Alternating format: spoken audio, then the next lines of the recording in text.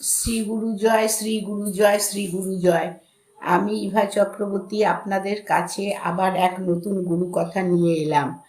আমি আমার কুলদেবতা গিরিধারী লাল জিউ চরণে অনন্ত কোটি প্রণাম জানাই এবং ভগবান দাদুর রাতুল চরণে কোটি কোটি প্রণাম জানাই এবং শ্রীগুরু সঙ্গে সকল শিষ্য ভক্তদের তাদের রাতুল চরণে মঙ্গল প্রার্থনা করছি।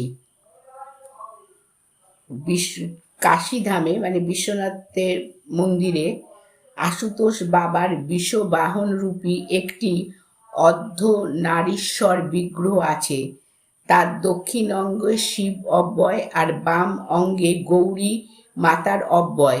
এই মূর্তির পুজো হয়ে থাকে।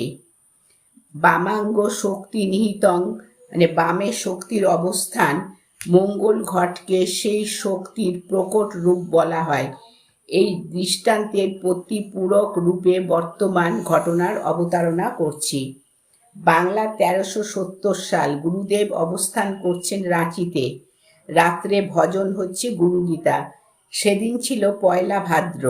ভজনের সময় উপস্থিত ছিলেন রামপ্রসাদ সমাদ্দার দাদা, সুখরঞ্জন দত্ত দাদা প্রমুখ। পাঠ করছিলেন ননীগোপাল দত্ত দাদা। পাঠ করতে করতে এক সময় বামাঙ্গ শক্তি সহিতং কথাটি পাঠ হতেই ননী দাদা বললেন, বাবা আপনি অনুগ্রহ করে এই জায়গাটি একটু বুঝিয়ে দিন।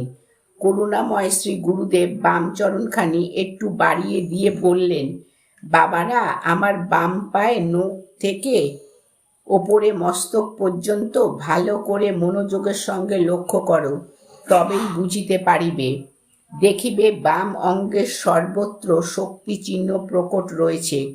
তারপর তিনি ডান চরণখানি বাড়িয়ে দিয়ে বললেন, এবার দেখো বাম অঙ্গের সঙ্গে ডান অঙ্গের তফাৎটি কোথায়। প্রিয় শিষ্যগণ বুঝতে পারলেন শাস্ত্রের বাণীর প্রকট মূর্তি হলেন শ্রী শ্রী গুরুদেব স্বয়ং, অর্থাৎ তিনি নারীশ্বর সদৃশ্য স্বয়ং আশুতোষ। তিনি বলেন, শ্রীগুরু সঙ্গের ভজন ঘরে প্রতিষ্ঠিত শ্রীগুরু বিগ্রহখানি ভক্তিভরে নিষ্ঠার সঙ্গে দর্শন করলেই এই সত্য উপলব্ধি হয়। শ্রীগুরুর অঙ্গে যে মাতৃসঙ্গী বর্তমান আছে তা স্পষ্টরূপে বোঝা যায়। তার মানে ভগবান দাদু যে প্রকৃত শক্তি, মানে তার বাম অঙ্গে শক্তি, ডান অঙ্গে বাবা মহাদেব, মানে এটা হচ্ছে একটা প্রকট দৃষ্টান্ত। শ্রী গুরু জয়, শ্রী গুরু জয়, শ্রী গুরু জয়। আমি আমার গুরু কথা থেকে বিশ্রাম নিলাম।